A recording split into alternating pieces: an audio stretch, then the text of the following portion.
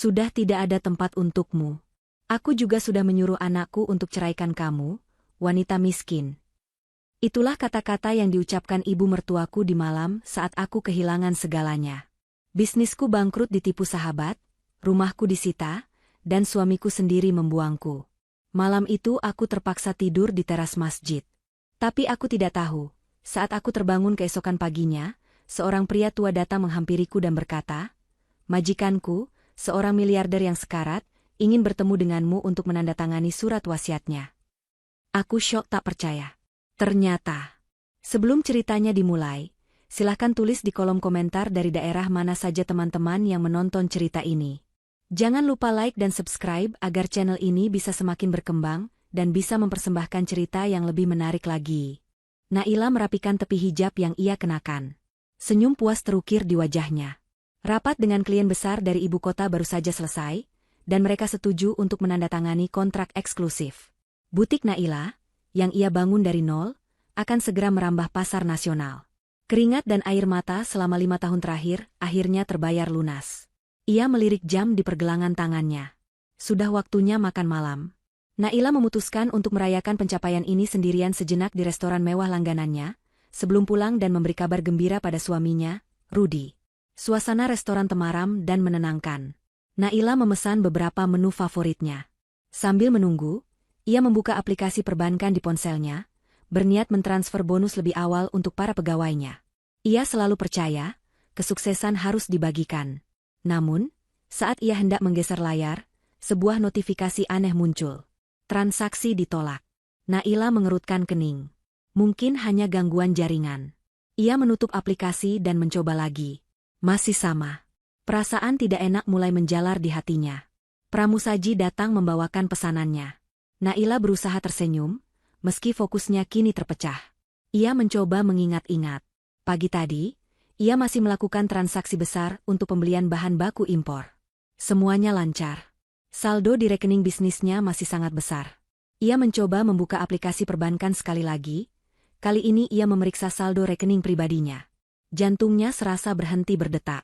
Angka yang seharusnya berjumlah ratusan juta, kini menunjukkan sisa saldo yang bahkan tidak cukup untuk membayar tagihan makan malam ini. Naila gemetar. Ini pasti kesalahan. Kesalahan sistem. Ia segera beralih ke rekening bisnis. Ia memasukkan kata sandinya dengan jari-jari yang kaku. Layar memuat beberapa detik yang terasa seperti selamanya. Lalu, kenyataan itu menghantamnya. 0. Saldo rekening bisnisnya kosong. Habis tak bersisa. Nafas Naila tercekat di tenggorokan. Restoran yang hangat itu tiba-tiba terasa sedingin kutub. Ia bangkit, mengabaikan makanan yang baru datang, dan berjalan cepat ke kasir. "Maaf, Pak, sepertinya kartu saya ada masalah. Boleh saya coba kartu yang lain?" tanyanya, suaranya bergetar. Satu persatu kartu di dompetnya ia serahkan. Kartu debit, kartu kredit, kartu bisnis. Semuanya ditolak. Wajah kasir itu mulai menunjukkan kejengkelan, dan beberapa pengunjung lain mulai melirik ke arahnya. Rasa malu membakar pipi Naila. Ini tidak mungkin terjadi. "Ponsel saya," katanya panik, "ponsel saya juga tidak bisa mengakses perbankan. Saya jamin saya punya uang." "Saya?" Naila berhenti. Ia teringat satu orang. Siska. Sahabat baiknya sejak kuliah, sekaligus mitra bisnisnya. Siska adalah orang yang memegang penuh kendali keuangan perusahaan. Naila mempercayainya seperti saudara sendiri. Dengan tangan gemetar, Naila menekan nomor Siska. Telepon itu berdering sekali, lalu terputus. Naila mencoba lagi. Kali ini, suara operator yang menjawab. "Nomor yang Anda tuju sedang tidak aktif." Kepanikan berganti menjadi teror. Naila berlari keluar dari restoran. Ia tidak peduli lagi dengan tagihan atau tatapan orang. Ia harus ke kantor. Sekarang. Ia berlari di trotoar, tidak memedulikan sepatu hak tingginya yang menyakiti kakinya. Ia harus tahu apa yang terjadi. Kantornya hanya berjarak beberapa blok dari sana. Naila tiba di ruko 3 lantai milik butiknya dengan nafas terengah-engah. Lampu di lantai 1, area butik, mati. Seharusnya masih ada pegawai yang lembur. Ia berlari ke lantai 2, area produksi dan kantor administrasi. Gelap total. Ia merogoh kunci di tasnya dan membuka pintu. Udara dingin menyambutnya. Naila meraba saklar lampu. Cahaya lampu neon yang berkedip menampakkan pemandangan yang membuat lutut Naila lemas. Ruangan itu kosong. Benar-benar kosong. Meja-meja kerja masih ada. Tapi komputer, mesin jahit industri, puluhan gulungan kain impor, dan semua desain eksklusifnya hilang. Brankas kecil di sudut ruangan, tempat ia menyimpan dokumen penting, terbuka lebar. Isinya ludes. Siska telah mengambil semuanya. Sahabat yang ia percaya sepenuh hati, telah mengkhianatinya dengan cara paling kejam. Naila terduduk di lantai yang dingin. Air matanya mengalir deras. Ia ditipu. Bukan hanya ditipu, ia dihancurkan. Ia mencoba menelepon Rudi, suaminya. Ia butuh pegangan. Ia butuh suaminya. Telepon Rudi masuk ke kotak suara. Naila mencoba lagi dan lagi. Tetap sama. Rasa dingin yang lain, yang lebih menakutkan, mulai merayapi punggungnya. Tiba-tiba, ponselnya bergetar. Sebuah email masuk. Bukan dari Siska. Bukan dari Rudi. Email itu dari bank. Jantungnya berdebar kencang saat ia membukanya. Pemberitahuan penyitaan aset. Siska tidak hanya mengambil uang di rekening.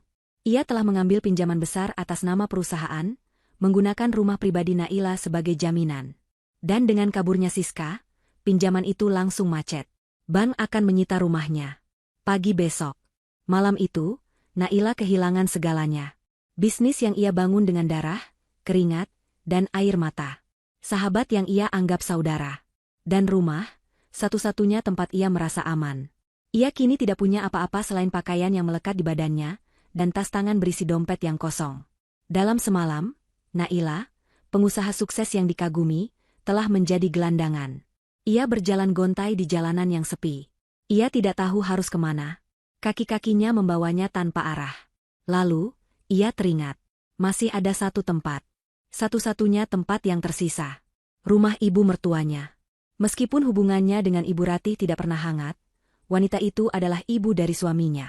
Setidaknya, ia pasti akan diberi tempat untuk beristirahat malam ini. Dengan sisa harapan yang ia miliki, Naila berjalan menuju rumah mertuanya. Perjalanan ke rumah Ibu Ratih terasa seperti perjalanan terpanjang dalam hidup Naila. Ia tidak punya uang sepeser pun untuk naik taksi atau ojek. Ia terpaksa berjalan kaki berkilo-kilometer, melintasi kota yang mulai tertidur. Sepatu hak tingginya sudah ia lepas sejak tadi. Kakinya lecet dan melepuh, tapi rasa sakit di kakinya tidak seberapa dibandingkan rasa sakit di hatinya. Hijabnya yang tadi pagi rapi sempurna, kini sedikit basah oleh air mata dan keringat. Pakaian kerjanya yang mahal kini tampak kotor dan kusam. Langit mulai menurunkan gerimis saat ia tiba di depan gerbang rumah bercat hijau itu. Rumah itu tidak besar, tapi selalu rapi. Naila ingat, ia yang membiayai renovasi rumah ini tahun lalu. Ia juga yang memberikan uang bulanan rutin pada Ibu Ratih, jumlah yang jauh lebih besar dari yang Rudi berikan. Selama ini, Naila berusaha mengambil hati ibu mertuanya dengan materi, berharap suatu hari wanita itu akan menerimanya dengan tulus. Tapi Ibu Ratih selalu dingin, selalu sinis, seakan kesuksesan Naila adalah sebuah penghinaan baginya. Naila berdiri ragu di depan gerbang. Apakah ia tega membangunkan mertuanya selarut ini? Tapi ia tidak punya pilihan. Gerimis mulai berubah menjadi hujan. Tubuhnya menggigil kedinginan. Ia mengumpulkan sisa keberaniannya dan menekan bel. Tidak ada jawaban. Ia menekan lagi, kali ini lebih lama. Terdengar suara pintu dibuka dari dalam, lalu langkah kaki mendekat. Lampu teras menyala. Pintu gerbang dibuka sedikit. Sosok Ibu Ratih muncul, mengenakan daster dan kerudung instan. Wajahnya yang penuh kerutan tampak kesal karena tidurnya terganggu. Tapi kekesalan itu langsung berubah menjadi ekspresi jijik saat melihat Naila. "Mau apa kau malam-malam begini?" Seperti gelandangan saja, sembur Ibu Ratih. Lidah Naila keluh. Ia menelan ludah, berusaha menahan tangis yang kembali mendesak. "Ibu, tolong Naila," lirihnya. Suaranya serak. "Naila, Naila kena musibah. Siska menipu Naila. Bisnis Naila bangkrut. Rumah disita bank." Naila mengharapkan setidaknya sedikit rasa iba. Sedikit simpati. Tapi yang ia dapatkan adalah tawa. Ibu Ratih tertawa terbahak-bahak. Tawa yang dingin dan penuh kemenangan. "Bangkrut? Hah, akhirnya. Sudah aku duga. Wanita sombong sepertimu, yang merasa bisa melakukan segalanya, pasti akan jatuh juga. Kau pikir kau siapa? Lupa sama kodrat sebagai istri. Sibuk mengejar uang, sampai lupa mengurus suami. Air mata Naila tumpah. Hatinya hancur berkeping-keping. Ibu, ini bukan waktunya membahas itu. Naila mohon izinkan Naila masuk. Malam ini saja. Naila tidak punya tempat lain untuk pergi. Di luar hujan, Bu. Ibu Ratih berhenti tertawa. Wajahnya kembali mengeras. Masuk? Ke rumahku? Enak saja. Sudah tidak ada tempat untukmu. Tapi, Bu, aku juga sudah menyuruh anakku untuk ceraikan kamu. Wanita miskin, potong Ibu Ratih dengan kejam. Untuk apa Rudi mempertahankan istri yang tidak berguna sepertimu? Kau pikir selama ini dia betah hidup di bawah bayang-bayangmu? Tidak. Dia tersiksa. Sekarang kau sudah miskin, dia bebas. Pergi kau dari sini. Jangan bawa sial ke rumahku. Kata-kata itu bagaikan ribuan pisau yang menusuk jantung Naila. Jadi, Rudi tahu? Jadi, ini semua sudah direncanakan? Kepanikan Naila memuncak. Ia mengeluarkan ponselnya, berharap masih ada sisa baterai. Ia harus bicara dengan Rudi. Ia harus mendengar dari mulut suaminya sendiri. Dengan jari gemetar, ia menekan nomor Rudi. Telepon tersambung. Jantung Naila berdebar penuh harap. Tapi kemudian, telepon itu ditutup. Naila mencoba lagi, ditolak. Lalu, sebuah pesan singkat masuk. Dari Rudi. Ibu sudah cerita semuanya. Maaf, Naila. Aku tidak bisa melawan ibuku.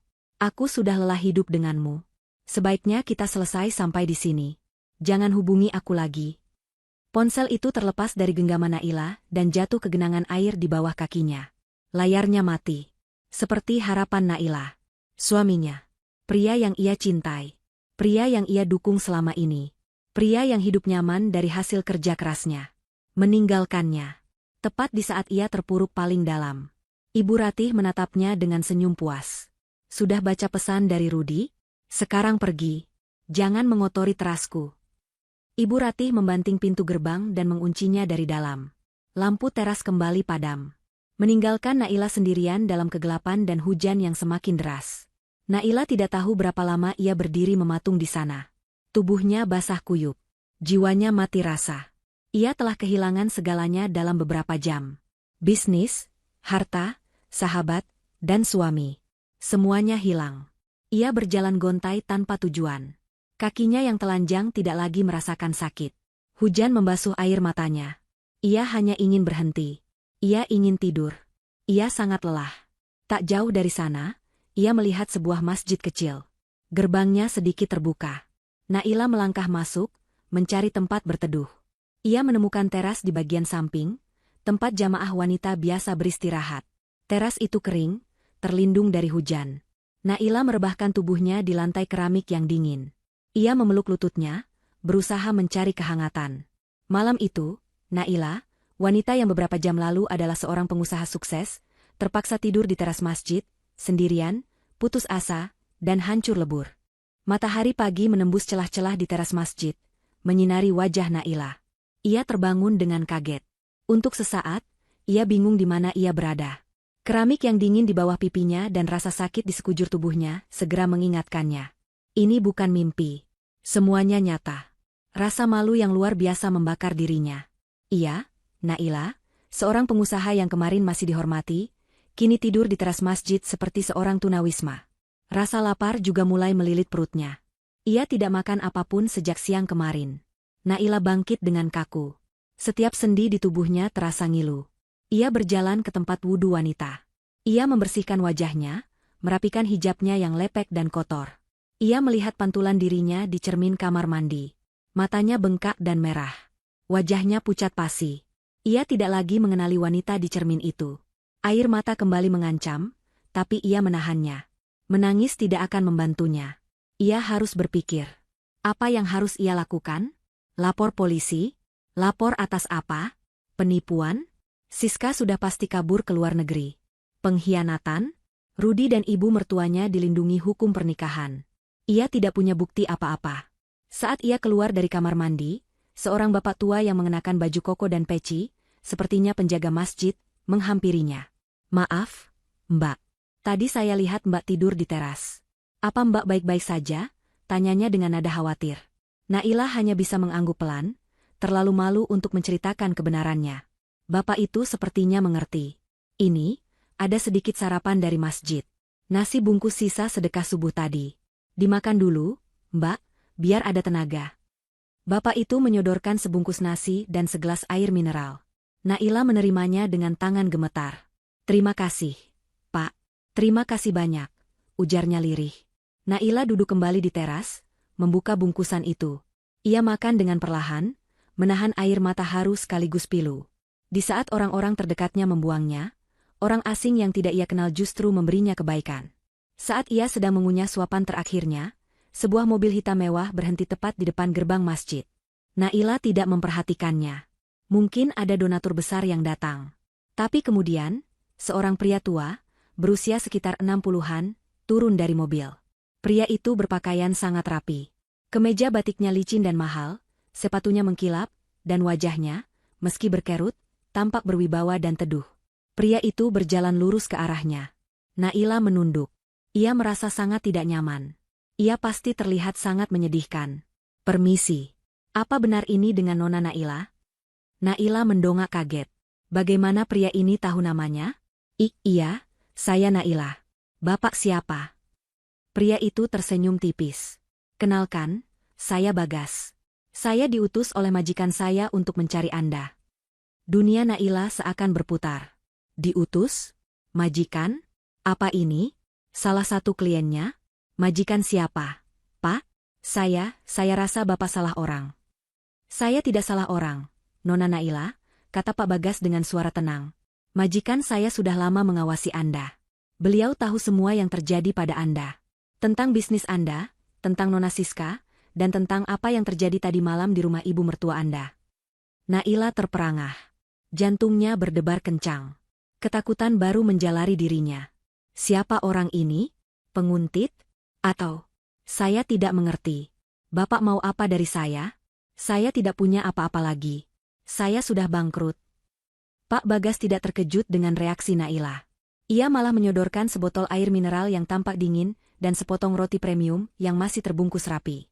Majikan saya tahu Anda belum sarapan dengan layak, katanya lembut. Naila menatap roti itu, lalu menatap Pak Bagas. Ini semua terlalu aneh. Majikan saya, Tuan Kuncoro, seorang miliarder. Saat ini beliau sedang sekarat. Waktunya tidak banyak lagi, lanjut Pak Bagas, nadanya berubah serius. Beliau ingin bertemu dengan Anda. Segera. Bel Xiao ingin menandatangani surat wasiatnya. Naila menggelengkan kepalanya. Ini pasti jebakan. Ini tidak masuk akal. Surat wasiat? Saya tidak kenal Tuan Kuncoro. Bapak pasti sedang mempermainkan saya. Atau ini bagian dari rencana Siska? Nona Siska tidak ada hubungannya dengan ini, kata Pak Bagas tegas. Tuan Kuncoro mengenal Anda, Nona. Sangat mengenal Anda. Beliau hanya ingin bertemu dengan Anda sebelum beliau pergi. Pak Bagas lalu mengeluarkan secari kertas tebal dari sakunya. Di atas kertas itu tertulis sebuah alamat di kawasan paling elit dan mewah di kota itu. Kawasan yang bahkan tidak bisa dimasuki sembarang orang. Datanglah ke alamat ini. Sekarang juga. Mobil saya akan mengantar Anda. Naila menatap alamat itu, lalu menatap wajah Pak Bagas yang tulus namun mendesak. Ia tidak tahu harus percaya atau tidak. Tapi kemudian ia berpikir. Apalagi yang bisa diambil darinya? Ia sudah tidak punya apa-apa. Rumah, harta, suami, sahabat, semua sudah hilang. Ia kini berada di titik terendah dalam hidupnya. Jika ini adalah sebuah jebakan, apa bedanya? Ia sudah terjebak dalam nasib buruk. Saya akan ke sana, putus Naila. Tapi saya akan pergi sendiri. Beritahu saya caranya. Pak Bagas tampak ragu sejenak, namun kemudian mengangguk. Baiklah. Alamat itu adalah sebuah kompleks perumahan. Katakan saja pada penjaga keamanan bahwa Anda adalah tamu Tuan Kuncoro. Mereka akan mengizinkan Anda masuk. Tapi mohon, Nona, segera. Waktu Tuan Kuncoro benar-benar tinggal sedikit. Pria itu kembali ke mobilnya dan pergi. Naila ditinggal sendirian, memegang secari kertas yang bisa jadi adalah harapan atau justru jurang kehancuran yang baru. Tanpa uang sepeser pun, Naila merapikan hijabnya. Ia menggunakan sisa air di kamar mandi masjid untuk membasuh kakinya yang kotor. Dengan kaki melepuh dan perut yang baru terisi sedikit, Naila mulai berjalan. Ia akan berjalan kaki menuju alamat itu. Ia tidak tahu jaraknya puluhan kilometer. Ia hanya tahu, ia harus pergi. Ia tidak punya pilihan lain. Perjalanan Naila menuju alamat yang diberikan Pak Bagas adalah siksaan. Matahari sudah mulai naik, panasnya menyengat aspal. Kakinya yang melepuh terasa perih di setiap langkah. Pakaian kerjanya yang kotor dan basah semalam kini kering kaku di badannya, membuatnya tampak semakin menyedihkan. Orang-orang di jalan meliriknya dengan tatapan aneh. Ada yang iba, ada yang curiga. Naila hanya menundukkan kepala, hijabnya ia tarik sedikit menutupi wajahnya. Ia berkali-kali bertanya pada orang di jalan, memastikan arahnya benar. Butuh waktu hampir 5 jam berjalan kaki dan menumpang angkutan umum sekali. Setelah ia memohon belas kasihan sopir angkot yang iba melihat kondisinya, ia akhirnya tiba di depan gerbang sebuah kompleks perumahan yang lebih mirip benteng. Gerbangnya menjulang tinggi, terbuat dari besi tempa yang kokoh. Beberapa petugas keamanan berseragam lengkap berdiri tegap. Naila mendekati pos keamanan dengan ragu.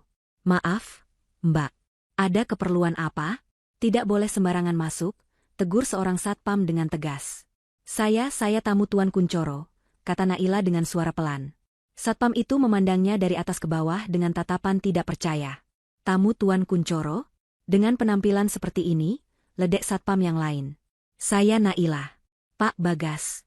"Pak Bagas yang menyuruh saya datang," kata Naila, berusaha terdengar yakin. Mendengar nama Pak Bagas, satpam itu langsung mengubah sikapnya. Ia segera mengangkat telepon. "Halo, Pak Bagas. Ini ada wanita bernama Naila, mengaku tamu Tuan." "Oh, baik, Pak. Siap, Pak." Satpam itu menutup telepon dan langsung membukakan gerbang kecil di samping. "Silakan masuk, Nona. Maafkan kami. Lurus saja, nanti ada mobil golf yang menjemput Anda." Naila masuk ke dalam kompleks itu dan dunianya seakan berubah. Udaranya sejuk, penuh dengan pohon-pohon rindang. Rumah-rumah di dalamnya begitu besar dan megah, seperti istana-istana kecil. Sebuah mobil golf datang dan mengantarnya menyusuri jalanan marmer. Mobil itu berhenti di depan rumah terbesar di antara semuanya.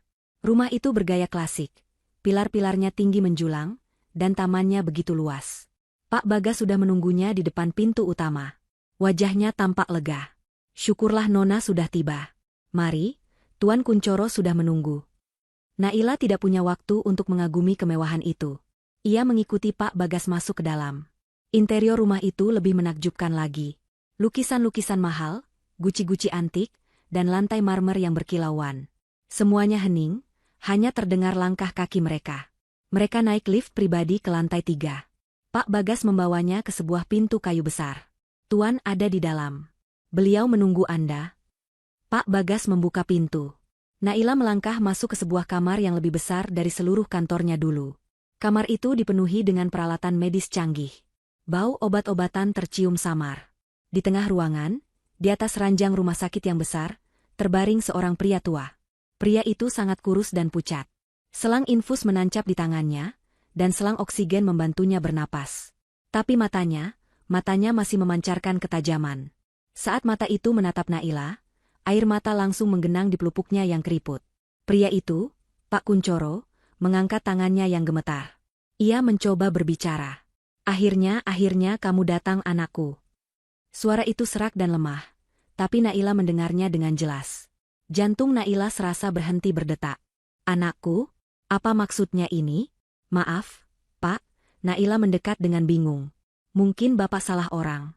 Saya Naila, tapi saya bukan." "Tidak," potong Pak Kuncoro, suaranya sedikit lebih kuat. "Aku, Kuncoro, ayahmu. Ayah kandungmu, Naila."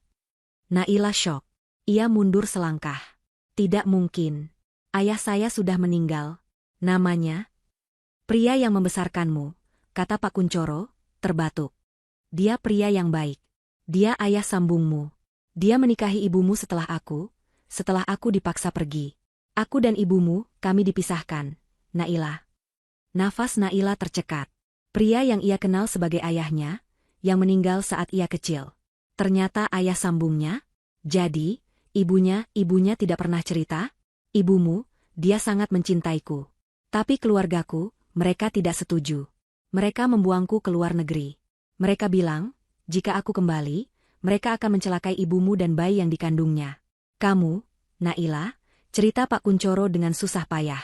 "Aku terpaksa pergi. Aku membangun ini semua dari nol, berharap suatu hari bisa menemukan kalian. Tapi saat aku kembali, ibumu sudah meninggal. Dan aku baru menemukanmu beberapa tahun ini. Air mata Naila mengalir deras. Ia tidak tahu harus merasakan apa. Marah? Sedih? Bingung? Seluruh hidupnya, seluruh identitasnya, terasa seperti sebuah kebohongan. Aku mengawasimu dari jauh, Naila, lanjut Pak Kuncoro. Aku melihatmu tumbuh jadi wanita hebat. Wanita kuat. Seperti ibumu. Aku bangga sekali. Aku ingin datang, tapi aku takut mengacaukan hidupmu. Lalu, aku sakit. Dan aku melihat apa yang mereka lakukan padamu. Siska, Rudi, dan ibunya. Kemarahan berdesir di mata pria tua itu. Mereka tidak pantas menyakitimu, anakku. Aku tidak bisa melindungimu dulu. Tapi aku bisa melindungimu, sekarang. Tiba-tiba, seorang pria lain yang sejak tadi berdiri diam di sudut ruangan, melangkah maju. Pria itu memakai setelan jas mahal dan membawa koper. Tuan Kuncoro, Nona Naila. Maaf menginterupsi, katanya dengan nada formal. Saya pengacara Tuan Kuncoro. Waktu kita tidak banyak. Kondisi Tuan Kuncoro semakin menurun. Pria itu membuka kopernya dan mengeluarkan setumpuk dokumen tebal. Ia meletakkannya di meja samping ranjang, bersama sebuah pulpen mahal. Nona Naila, kata pengacara itu. Tuan Kuncoro ingin Anda menandatangani dokumen ini. Ini adalah surat wasiat beliau. Jantungku seakan terhenti, aku tak percaya saat aku disuruh menandatangani dokumen warisan yang isinya akan merubah seluruh hidupku, karena dokumen ini menyatakan Anda sebagai satu-satunya ahli waris dari seluruh kekayaan Tuan Kuncoro. Naila menatap dokumen itu, lalu menatap wajah pria yang mengaku sebagai ayahnya. Pria yang sekarat ini, miliarder ini, ayahnya. Pak Kuncoro menggenggam tangan Naila yang kotor dan kapalan. Tanda tangani, Naila. Tanda tangani. Ini bukan hanya uang. Ini keadilan untukmu. Naila menatap pulpen mewah yang tergeletak di samping tumpukan dokumen. Jantungnya berdebar begitu kencang hingga ia takut dadanya akan meledak. Ia menatap pengacara itu, lalu beralih ke Pak Kuncoro. Pria yang mengaku sebagai ayahnya ini terbaring lemah, namun matanya memancarkan permohonan yang putus asa. Ini tidak masuk akal. Semua ini terasa seperti mimpi demam yang aneh. Beberapa jam yang lalu, ia adalah wanita yang terbuang, tidur di lantai masjid yang dingin. Sekarang, ia berada di kamar termewah yang pernah ia lihat, dan seorang miliarder memintanya untuk menandatangani surat wasiat yang akan mengubah hidupnya. Hidup apa? Hidupnya sudah hancur. Bisnisnya, rumahnya, pernikahannya. Semua lenyap. Apa yang tersisa? Rasa sakit dan penghinaan. Ia teringat tawa mengejek Ibu Ratih. Ia teringat pesan singkat Rudi yang kejam. Ia teringat lantai teras masjid yang kotor. Naila, suara Pak Kuncoro terdengar lagi, serak dan penuh perjuangan. Jangan biarkan mereka menang. Ambil ini bukan hanya uang. Ini kekuatan. Ini keadilan untukmu. Keadilan. Kata itu bergaung di benak Naila. Di mana letak keadilan saat ia kehilangan segalanya karena ditipu? Di mana keadilan saat suaminya sendiri membuangnya demi ibunya? Saya tidak mengerti, Pak, bisik Naila, air matanya mulai mengering, digantikan oleh kekosongan yang mati rasa. Saya tidak mengenal Anda. Aku mengenalmu, desak Pak Kuncoro. Tangannya yang kurus meraih tangan Naila. Tangan Naila kotor, kapalan karena kerja keras, dan masih terasa dingin dari embun pagi. Tangan Pak Kuncoro panas oleh demam, namun genggamannya erat. Aku mengenal ibumu. Aku mencintainya, dan aku mencintaimu, sejak aku tahu kau ada. Maafkan aku baru datang sekarang. Ayah terlambat. Panggilan, ayah, itu menghantam Naila. Pria yang ia panggil ayah selama ini, ayah sambungnya, adalah pria yang baik. Tapi pria ini adalah darah dagingnya. Kebenaran itu terlalu besar untuk ditelan. Pengacara itu berdeham. Nona Naila, kondisi Tuan Kuncoro, kita harus segera. Naila menarik napas panjang. Ia mengambil pulpen itu. Pulpen itu terasa berat dan dingin di tangannya yang gemetar. Ia tidak punya apa-apa lagi. Ia tidak akan rugi apa-apa lagi. Jika ini adalah takdirnya, entah itu takdir baik atau buruk, ia akan menghadapinya. Di mana saya harus tanda tangan? Tanyanya, suaranya kini datar dan tanpa emosi. Pengacara itu membuka halaman pertama. Naila menandatanganinya. Ia tidak membaca isinya. Ia tidak peduli. Halaman demi halaman, ia membubuhkan tanda tangannya. Tanda tangan yang sama yang ia gunakan untuk membangun bisnisnya. Tanda tangan yang sama yang Siska palsukan untuk menghancurkannya. Kini, tanda tangan itu digunakan untuk sesuatu yang tidak ia pahami. Ia menandatangani dokumen kepemilikan saham mayoritas di puluhan perusahaan. Ia menandatangani surat kepemilikan properti di berbagai negara. Ia menandatangani perpindahan aset yang jumlah nolnya, bahkan tidak bisa ia hitung dengan cepat. Jantungnya sudah mati rasa. Ia hanya mesin yang membubuhkan tanda tangan. Setelah hampir 30 menit, pengacara itu berhenti di satu halaman khusus. Bagian ini penting, Nona Naila. Ini adalah klausul khusus yang diminta Tuan Kuncoro. Naila mencoba membaca. Matanya sulit fokus. Isinya bukan tentang uang atau saham. Isinya tentang sebuah brankas simpanan pribadi di Bank Sentral. Brankas nomor 777. Klausul itu menyatakan bahwa brankas itu dan seluruh isinya, yang tidak terdaftar dalam aset perusahaan, adalah milik pribadi Naila. Tidak ada seorang pun, bahkan dewan direksi atau pengacara, yang boleh tahu isinya. Pak Kuncoro terbatuk. Pak Bagas dengan sigap membantunya minum. Dengan sisa tenaga, Pak Kuncoro merogoh sesuatu dari bawah bantalnya. Sebuah amplop kecil yang tebal dan tersegel. Ini kuncinya, bisik Pak Kuncoro, menyerahkan amplop itu ke tangan Naila. Dan kodenya. Hanya kamu yang boleh membukanya. Di dalam brankas itu, ada kebenaran. Bukan hanya tentang kita, Naila, tapi tentang pengkhianatan yang menghancurkanmu. Naila menatap amplop itu. Beratnya terasa aneh di tangannya. Jangan percaya siapapun, lanjut Pak Kuncoro, napasnya semakin pendek. Kecuali Pak Bagas. Dia setia. Seperti aku. Tepat setelah ia selesai menandatangani lembar terakhir, monitor di samping tempat tidur Pak Kuncoro berbunyi nyaring. Garis di layar yang tadinya naik turun, kini menjadi lurus. Pak Kuncoro menatap Naila untuk terakhir kalinya. Matanya dipenuhi cinta, penyesalan, dan kesedihan yang tak terhingga. Maafkan, ayah, tidak bisa menemanimu. Genggaman tangannya di tangan Naila melemah, lalu terlepas. Mata yang tadi menatapnya dengan tajam kini tertutup. Ayah, bisik Naila. Bunyi monitor yang memekakan telinga semakin kencang. Pintu kamar terbuka. Dokter dan beberapa perawat bergegas masuk. Mereka mendorong Naila menjauh dari tempat tidur. Permisi, Nona. Pak Bagas dengan lembut memegang bahu Naila. Mari, Nona. Naila berdiri mematung di sudut ruangan. Ia melihat mereka mencoba melakukan pertolongan darurat. Tapi ia tahu, pria itu sudah pergi. Ayah kandungnya, yang baru ia temui beberapa jam, telah pergi. Pengacara itu menutup tas kerjanya dengan suara klik yang tegas. Ia mendekati Naila, yang masih menatap kosong ke arah tempat tidur. Nona Naila, katanya dengan nada formal, seolah tidak ada drama yang baru saja terjadi. Secara hukum, semua aset Tuan Kuncoro kini menjadi milik Anda. Selamat. Anda sekarang adalah wanita terkaya di negara ini. Saya akan mengurus semua formalitas pemakaman dan pengalihan aset. Pak Bagas membimbing Naila yang seperti robot keluar dari kamar. Ia dibawa ke sebuah kamar tamu yang lebih mirip suite presiden. Pakaian bersih dengan berbagai ukuran sudah tersedia di lemari besar. Makanan diletakkan di meja. Naila mandi, berganti pakaian dengan pakaian bersih yang terasa asing di kulitnya. Ia duduk di tepi tempat tidur yang empuk. Ia bersih.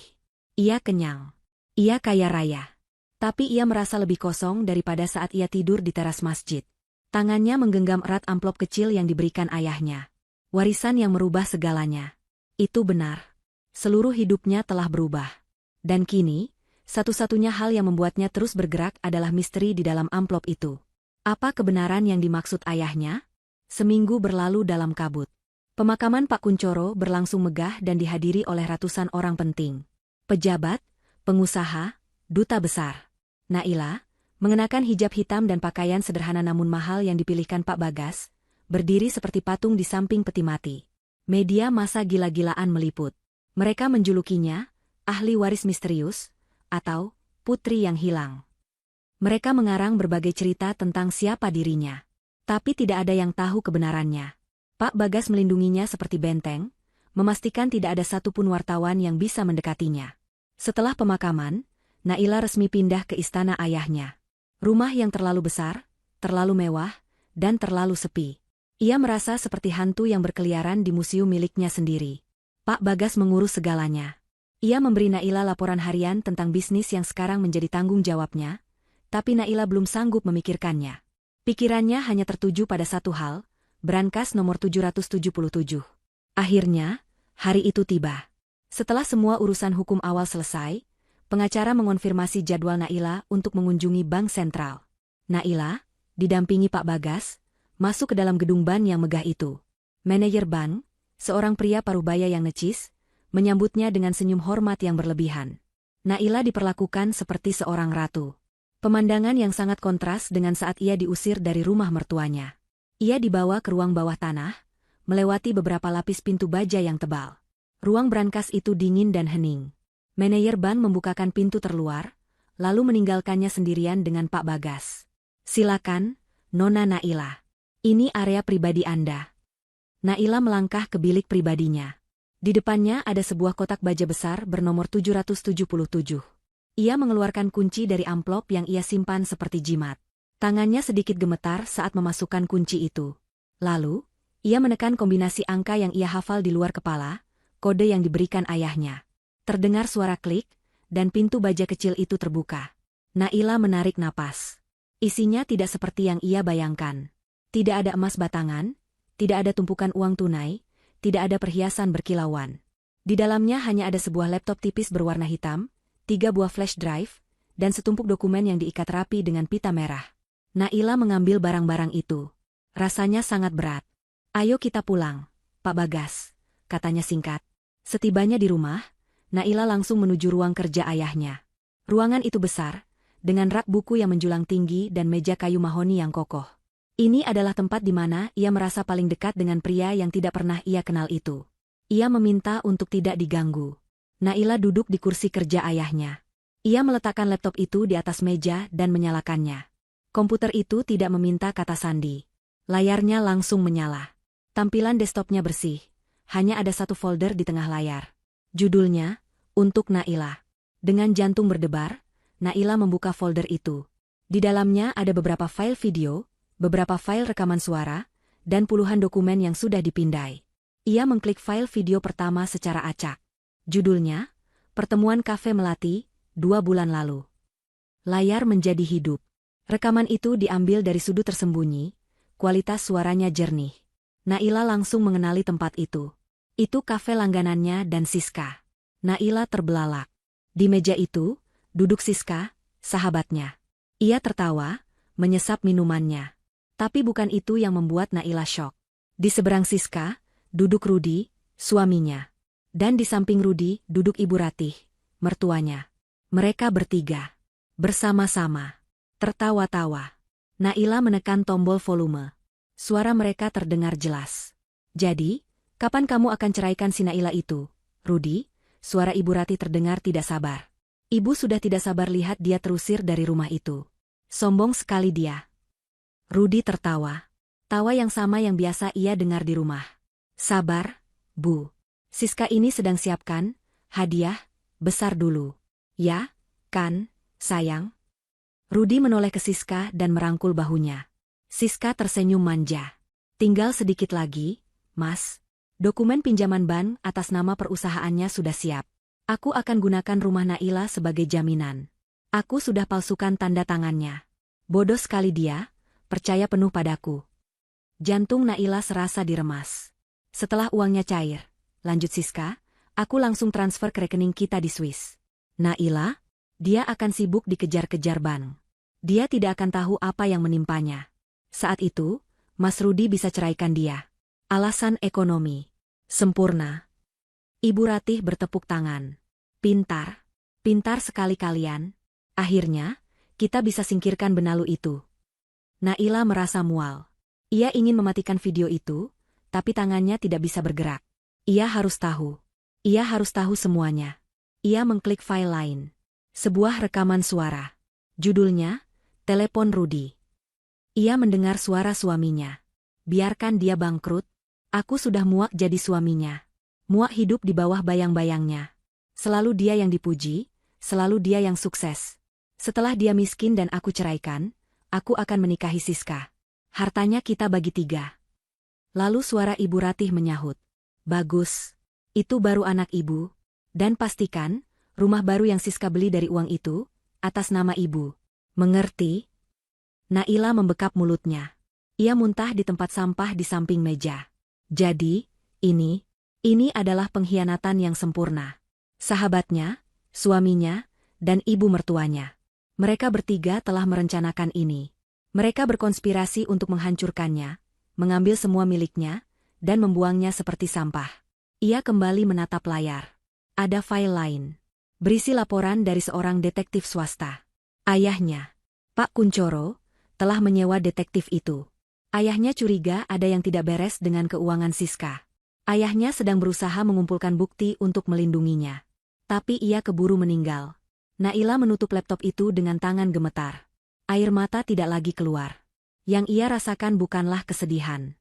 Bukan lagi rasa sakit. Yang ia rasakan adalah kemarahan. Kemarahan yang dingin dan membara. Ayahnya tidak hanya meninggalkannya kekayaan. Ayahnya memberinya senjata. Ayahnya memberinya bukti. Naila menatap pantulan dirinya di layar laptop yang gelap. Wajahnya pucat, tapi matanya menyala. Mereka pikir mereka sudah menang. Mereka pikir mereka sudah menghancurkannya. Mereka salah. Ini bukan akhir. Ini baru permulaan.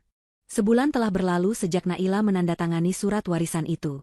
Sebulan ia habiskan untuk berkabung, bukan untuk pria yang tidak ia kenal, tetapi untuk kehidupan yang telah direnggut darinya. Namun, berkabung tidak berlangsung lama. Di dalam istana ayahnya, dengan bimbingan Pak Bagas dan tim pengacara terbaik, Naila belajar. Ia melahap setiap laporan keuangan, setiap struktur perusahaan, dan setiap detail jaringan bisnis ayahnya. Ia bukan lagi Naila si pemilik butik yang naif. Ia kini adalah Naila Kuncoro, seorang pewaris yang memegang kendali. Dan hal pertama yang ingin ia kendalikan adalah keadilannya sendiri. Sementara itu, Rudi dan Ibu Ratih sedang menikmati hidup. Mereka telah pindah ke sebuah rumah mewah di kawasan elit yang baru. Rumah itu dibeli Siska dengan sebagian kecil dari uang yang dicuri, sebagai hadiah untuk calon mertua dan calon suaminya. Malam itu, mereka mengadakan pesta kecil, merayakan kebebasan Rudi dari Naila dan kekayaan baru mereka. Lihat kita sekarang, Bu. Hidup seperti raja, kata Rudi sambil mengangkat gelas minumannya. Tentu saja. Ini semua berkat otak cerdas ibumu, sahut Ibu Ratih, mengenakan kalung berlian yang mencolok. Wanita bodoh itu, si Naila, mungkin sekarang sedang mengemis di pinggir jalan. Hahaha. Itu balasan yang pantas untuk wanita sombong. Benar, Bu. Aku tidak sabar menunggu Siska kembali. Kita akan semakin kaya. Tawa mereka memenuhi ruangan, bercampur dengan suara musik yang keras. Tiba-tiba, musik itu berhenti. Terdengar suara keributan di depan. Bel rumah berbunyi berkali-kali, kasar dan menuntut. Siapa sih itu? Mengganggu saja, gerutu Ibu Ratih. Biarin saja, paling. Belum selesai ia bicara, pintu utama rumah itu terbuka dengan debam keras. Pintu itu tidak didobrak, tapi dibuka dengan kunci. Seorang pria berjas rapi membukanya dari luar, lalu menyingkir. Naila melangkah masuk. Musik berhenti total. Tawa membeku di tenggorokan Rudi dan Ibu Ratih. Mereka menatap Naila seolah melihat hantu. Naila yang ini berbeda. Ia tidak lagi mengenakan pakaian kerja yang sederhana. Ia mengenakan setelan blazer dan celana panjang berwarna putih gading, dipadukan dengan hijab sutra berwarna senada yang diatur sempurna. Wajahnya dirias tipis namun tegas. Matanya dingin, menatap lurus ke arah mereka tanpa rasa takut. Di belakangnya, berdiri Pak Bagas dan 4 orang berseragam hitam, tampak seperti petugas keamanan pribadi. Naila? Rudi adalah yang pertama bersuara. Suaranya bergetar. Ia menatap Naila dari atas ke bawah. Kau, dapat baju bagus dari mana? Mengemis ke siapa lagi? Ibu Ratih yang lebih dulu pulih dari keterkejutannya. Amarahnya langsung tersulut. Beraninya kau wanita miskin masuk ke sini. Ini rumahku. Keluar kau. Security. Panggil security. Naila tersenyum. Senyuman yang tidak sampai ke matanya. Senyuman yang membuat bulu kuduk Ibu Ratih berdiri. Security yang mana, Ibu? Tanya Naila dengan suara tenang. Security kompleks ini? Mereka semua bekerja untuk saya. Apa maksudmu? Jangan mengigau kau, bentak Ibu Ratih. Maaf, Ibu. Sepertinya Anda salah, kata Naila, melangkah lebih jauh ke dalam ruangan. Ia menyentuh vas mahal di atas meja. Rumah ini, perabotan ini, Bahkan udara yang kalian hirup di kompleks ini. Semuanya milik saya. Rudy tertawa gugup. Naila, hentikan. Kamu sudah gila ya? Stres karena bangkrut. Saya tidak gila, Rudy. Saya juga tidak bangkrut. Naila memberi isyarat kepada salah satu pria berjas di belakangnya. Pria itu, seorang pengacara, melangkah maju dan membuka sebuah map. Perkenalkan, kata pengacara itu. Mewakili klien saya, Nona Naila Kuncoro, pewaris tunggal dari seluruh aset almarhum Tuan Kuncoro. 3 minggu lalu, perusahaan induk milik Nona Naila telah mengakuisisi penuh PT Gria Sejahtera, perusahaan pengembang yang memiliki dan mengelola seluruh kawasan perumahan ini. Wajah Rudy dan Ibu Ratih memucat. Rumah yang Anda tempati ini, lanjut pengacara itu, dibeli atas nama Siska, menggunakan dana yang diperoleh secara ilegal dari klien kami. Namun, transaksi itu belum selesai. Uang mukanya memang sudah dibayar. Tapi sisa pelunasannya belum. Dan karena Siska sekarang berstatus buron, kami telah membatalkan transaksi itu pagi tadi. Naila menatap Ibu Ratih. Jadi, secara teknis, Ibu sedang berpesta di rumah saya. Tanpa izin. Tidak mungkin, jerit Ibu Ratih, matanya melotot. Ini jebakan. Ini pasti bohong. Rudy, lakukan sesuatu. Usir dia. Rudy tidak bergerak. Ia terlalu takut. Ia melihat wanita di depannya bukanlah Naila yang ia kenal. Ini orang lain. Orang yang sangat berkuasa. Saya tidak punya banyak waktu untuk bermain-main, kata Naila, melirik jam tangan berlian di pergelangan tangannya. Kalian punya waktu 1 jam untuk mengosongkan rumah saya. 1 jam? Pekik Ibu Ratih. Kau pikir kami ini apa? 30 menit, ralat Naila, suaranya semakin dingin. Setiap menit kalian masih di sini setelah 30 menit, saya akan menuntut kalian atas pasal penyerobotan lahan. Naila berjalan mendekati Rudy. Ia menatap mata pria yang pernah ia cintai itu. Pria yang telah mengkhianatinya. Kamu tahu, Rudy, aku punya rekaman percakapanmu dengan Siska dan ibumu. Yang di kafe Melati. Yang di telepon. Semuanya. Kaki Rudy lemas. Ia hampir jatuh terduduk. Tapi aku tidak akan memenjarakan kalian hari ini, bisik Naila. Penjara terlalu nyaman. Aku ingin kalian merasakan apa yang aku rasakan malam itu. Tidak punya apa-apa. Dibuang. Tidak punya tempat untuk pergi. Naila berbalik dan berjalan menuju pintu. Pak Bagas, pastikan mereka keluar. Bawa semua barang yang menempel di badan mereka saja. Sisanya, bakar. Saya tidak sudi ada barang bekas mereka di rumah saya. Naila, jangan. Rudy tiba-tiba berlari dan berlutut, mencoba memegang kaki Naila. Naila, maafkan aku. Aku salah. Aku dipaksa ibu. Naila, aku mohon, beri aku kesempatan. Aku masih suamimu. Naila menendang tangan Rudy hingga terlepas. Suamiku? Surat cerai sedang diurus, Rudy. Dan suamiku tidak akan berlutut seperti pengecut. Petugas keamanan yang tadi diam kini bergerak. Mereka mencengkeram lengan Rudy dan Ibu Ratih. Ibu Ratih menjerit-jerit dan memaki, kata-katanya penuh sumpah serapah. Rudy menangis, memohon ampun. Mereka diseret keluar dari rumah itu. Persis seperti Naila diusir dari rumah Ibu Ratih malam itu. Naila berdiri di teras, menatap mereka yang terlempar ke jalanan di depan gerbang. Ini baru permulaan, kata Naila pelan pada dirinya sendiri. Kalian baru merasakan sedikit dari kehancuran yang kalian siapkan untukku. Malam itu, Naila tidur di kamar utama rumah itu. Kamar yang seharusnya menjadi saksi kebahagiaan para pengkhianatnya, kini menjadi monumen pertama kemenangannya. Setelah mengamankan asetnya di dalam negeri dan mengusir Rudy serta Ibu Ratih, fokus Naila beralih ke target utama, Siska. Siska adalah otaknya. Siska adalah ular yang mematuknya paling berbisa. Dan Siska kini bersembunyi. Laporan dari tim detektif swasta warisan ayahnya menyebutkan Siska berada di Swiss, menikmati uang curiannya di rekening bank rahasia. Ia pasti merasa aman. Swiss adalah surga bagi penjahat keuangan. Naila duduk di ruang kerja ayahnya, di depan layar monitor besar. Di sampingnya, Pak Bagas dan seorang ahli keamanan siber internasional. Dia sangat berhati-hati, kata ahli siber itu. Dia menggunakan beberapa lapisan keamanan. Tapi, dia membuat satu kesalahan. Dia serakah.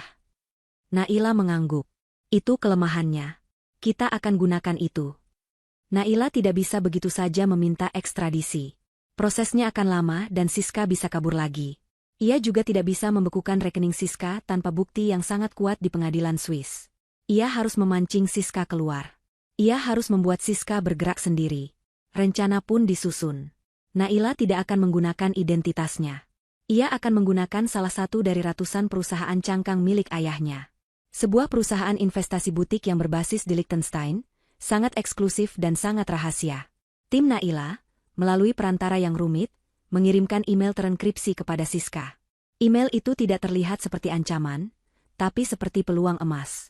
Mereka menyamar sebagai manajer investasi yang, khusus, menangani aset bermasalah. Mereka tahu persis jumlah uang yang Siska curi, karena Naila memiliki bukti transfernya. Dalam email itu, mereka menawarkan jasa untuk membersihkan uang Siska dan melipat gandakannya dalam sebuah skema investasi properti di Dubai yang sangat tertutup. Awalnya Siska curiga. Ia mengabaikan email itu. Lalu, tim Naila membocorkan sedikit informasi ke bank tempat Siska menyimpan uang. Hanya sedikit, pertanyaan, anonim tentang asal-usul dana Siska. Bank Swiss, yang sensitif terhadap reputasi, langsung memanggil Siska. Mereka mulai menanyakan dokumen pendukung. Siska panik. Uangnya bisa dibekukan. Tiba-tiba, tawaran dari perusahaan Liechtenstein itu terlihat sangat menarik. Mereka menawarkan solusi, bukan masalah. Siska membalas email itu. Negosiasi dimulai. Siska, yang merasa dirinya pintar, berusaha sangat hati-hati. Ia meminta bukti. Naila, melalui perusahaannya, memberikan semua bukti yang Siska minta. Laporan keuangan palsu yang sempurna, proyeksi keuntungan yang menggiurkan, dan jaminan keamanan yang meyakinkan. Akhirnya, Siska setuju. Tapi ia punya satu syarat. Pertemuan harus dilakukan tatap muka, di tempat yang ia pilih. Ia memilih tempat yang ia anggap paling aman, brankas pribadi di sebuah bank mewah di Zurich. Ia ingin bertemu dengan pimpinan perusahaan investasi itu secara langsung. Naila tersenyum saat membaca email balasan Siska. Dia masuk perangkap, kata Naila. Nona, ini berbahaya, kata Pak Bagas. Pergi ke Zurich, menemuinya langsung. Saya harus, Pak, potong Naila. Saya ingin melihat wajahnya saat dia sadar dia sudah kalah. Saya ingin dia tahu, saya yang menghancurkannya. Siapkan perjalanan. Saya sendiri yang akan menjadi pimpinan perusahaan itu. 2 hari kemudian, di Zurich, Siska masuk ruang pertemuan pribadi di dalam bank. Ruangan itu kedap suara, dindingnya dilapisi kayu mahal. Ia mengenakan pakaian desainer dari kepala sampai kaki, kacamata hitamnya ia letakkan di meja. Ia tampak sombong, seorang sosialita kaya raya. Saya Siska, katanya pada wanita yang duduk memunggunginya, menatap jendela. Anda pasti. Wanita itu berputar perlahan di kursinya. Waktu seakan berhenti bagi Siska. Wajahnya kehabisan darah. Kacamata hitam di tangannya jatuh ke karpet tebal tanpa suara. Naila, bisiknya, tidak percaya. Tidak mungkin. Bagaimana bisa? Kamu harusnya sudah jadi gelandangan. Naila tersenyum. Senyum yang sama seperti yang ia berikan pada Ibu Ratih. Halo, Siska. Kaget melihatku? Kupikir kamu akan senang. Kita, kan, sahabat. Siska mundur selangkah, tangannya meraba-raba pintu di belakangnya. Apa maumu? Kamu menjebakku. Menjebakmu? Naila berdiri, berjalan pelan mengitari meja. Tidak, Siska. Aku hanya memberimu apa yang kamu inginkan. Peluang investasi. Bukankah kamu serakah? Kamu ambil bisnisku, rumahku, bahkan hampir mengambil suamiku. Tapi kamu tidak puas. Kamu mau lebih. Ini tidak akan berhasil, Naila. Siska menemukan kembali suaranya, kini penuh amarah. Kita di Swiss. Kamu tidak bisa apa-apa padaku di sini. Aku akan panggil keamanan. Kamu yang akan ditangkap. Siska berbalik dan menggedor-gedor pintu. Tolong. Ada penyusup. Naila hanya diam, menunggunya selesai. Pintu terbuka. Tapi yang masuk bukan keamanan bank. Yang masuk adalah 2 pria berseragam polisi Swiss, didampingi seorang pria berjas yang menunjukkan lencana Interpol. Wajah Siska berubah dari marah menjadi teror murni.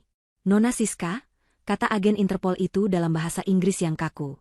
Anda ditahan atas permintaan pemerintah Indonesia. Tuduhannya adalah penipuan skala besar, penggelapan, dan pencucian uang internasional. Tidak. Ini salah paham, jerit Siska. Dia Dia yang menjebak saya. Siska menunjuk Naila. Naila maju selangkah. Saya tidak menjebakmu, Siska. Saya hanya memberikan mereka bukti. Naila mengangkat sebuah flash drive kecil. Semua rekaman CCTV. Semua bukti transfer yang kamu palsukan. Semua rekaman suaramu dengan Rudi dan Ibu Ratih. Semuanya ada di sini. Ayahku menyiapkannya untukku sebelum dia meninggal. Hadiah perpisahan. Kamu pikir kamu bisa lari, Siska? Bisik Naila, mengulang kata-kata yang ada di kepalanya sejak lama. Permainan baru saja dimulai. Polisi Swiss mulai memborgol tangan Siska. Siska meronta-ronta, menangis, dan menjerit. Naila, jangan lakukan ini. Aku sahabatmu. Naila. Sahabatku tidak akan menikamku dari belakang, jawab Naila dingin. Saat Siska diseret keluar, ia berteriak dengan penuh kebencian, kamu akan menyesal, Naila. Kamu akan menyesal. Naila menatap Siska yang menghilang di ujung koridor. Penyesalan, katanya pelan, adalah kemewahan yang tidak kamu miliki, Siska. Naila berterima kasih kepada agen Interpol dan menyerahkan flash drive itu. Pertarungan pertama telah dimenangkan. Sang dalang utama telah tertangkap. Bulan-bulan berikutnya terasa panjang dan melelahkan. Ini bukan lagi perang strategi, tapi perang hukum. Naila, dengan seluruh kekuatan finansial dan legal yang diwariskan ayahnya, memastikan proses hukum berjalan tanpa celah. Siska diekstradisi dari Swiss. Bukti-bukti digital dan forensik yang dikumpulkan oleh detektif ayahnya, bukti yang kini diserahkan Naila ke pihak berwajib, tidak terbantahkan. Tidak lama kemudian, Rudi dan Ibu Ratih ikut ditetapkan sebagai tersangka. Mereka tidak bisa lagi bersembunyi. Rekening ban mereka yang dibekukan dan bukti transfer dari Siska menjadi rantai yang mengikat mereka semua. Hari persidangan itu akhirnya tiba. Ruang sidang penuh sesak. Para wartawan berdesakan di barisan belakang. Kamera mereka siap mengabadikan drama keluarga yang telah menjadi berita utama nasional. Naila masuk melalui pintu samping, dikawal oleh Pak Bagas.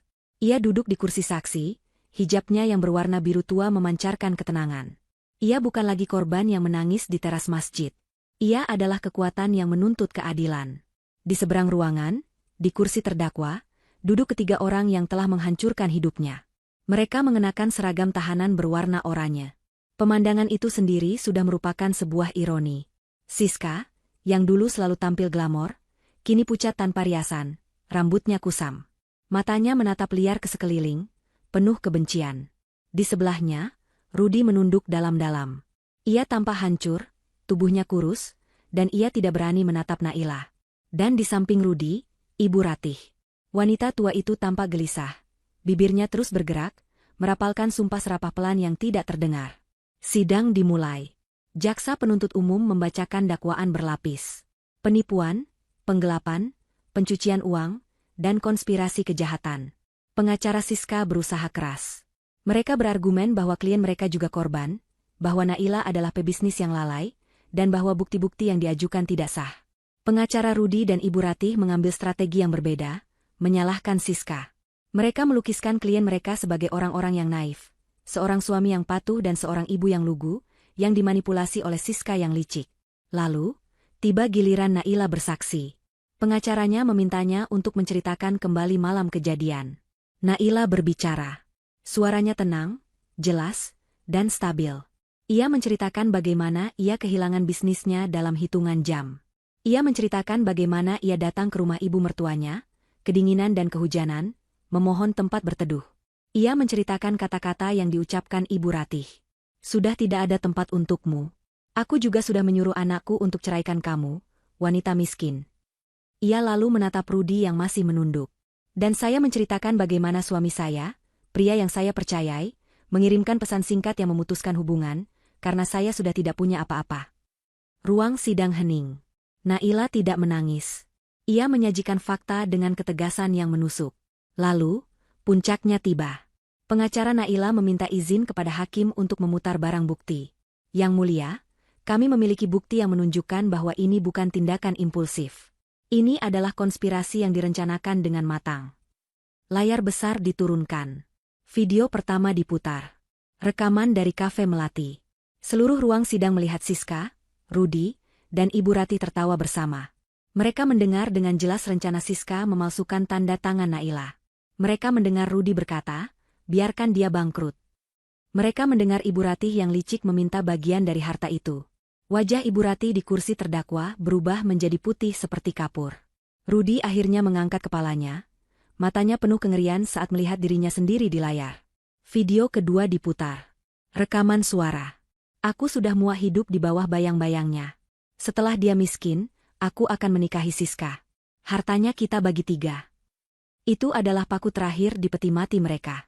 Tiba-tiba, Ibu Ratih tidak tahan lagi. Ia melompat dari kursinya. Bohong. Itu semua fitnah. Hakim. Itu rekayasa. Dia memakai uangnya untuk menjebak kami. Dia iblis berhijab, teriaknya histeris. Para penjaga segera menahannya. Rudi, melihat ibunya mengamuk, ikut hancur. Ia menangis terseduh-seduh. Ampun, Yang Mulia. Ampun. Itu bukan salah saya. Itu semua ide ibu dan Siska. Saya dipaksa. Saya cuma ikut-ikutan. Saya hilaf. Siska, melihat kedua rekan konspirasinya hancur, tertawa. Tawa yang kering dan menakutkan. Pengecut, desisnya. Kalian berdua pengecut. Kalian menikmati uangnya, kan? Kenapa sekarang kalian cuci tangan?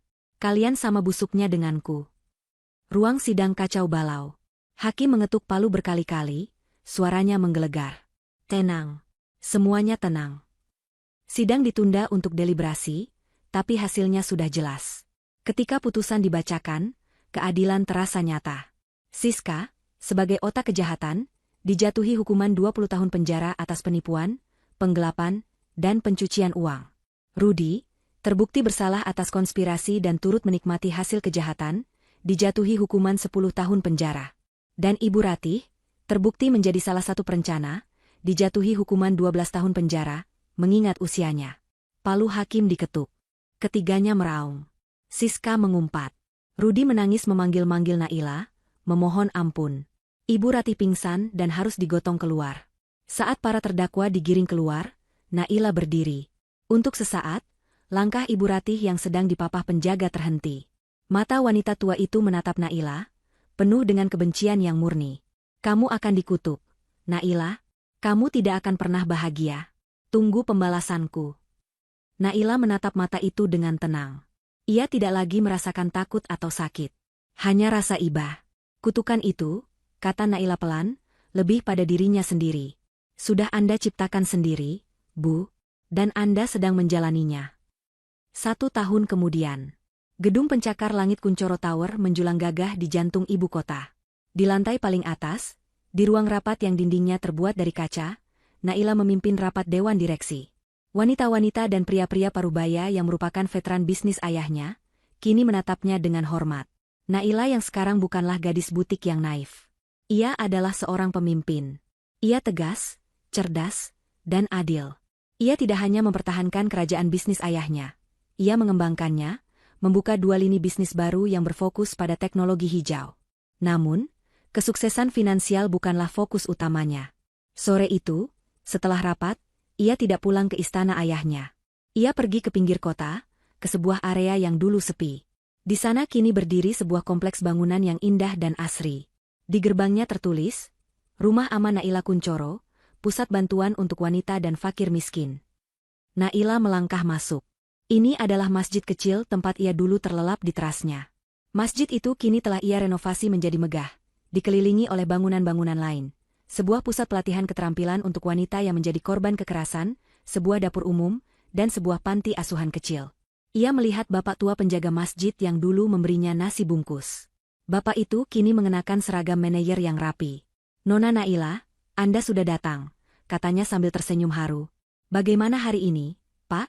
Tanya Naila sambil menyalami beberapa wanita yang sedang belajar menjahit. Semuanya lancar berkat Nona. Dapur umum sudah membagikan 500 porsi makan siang hari ini, lapor bapak itu. Allah sungguh maha adil.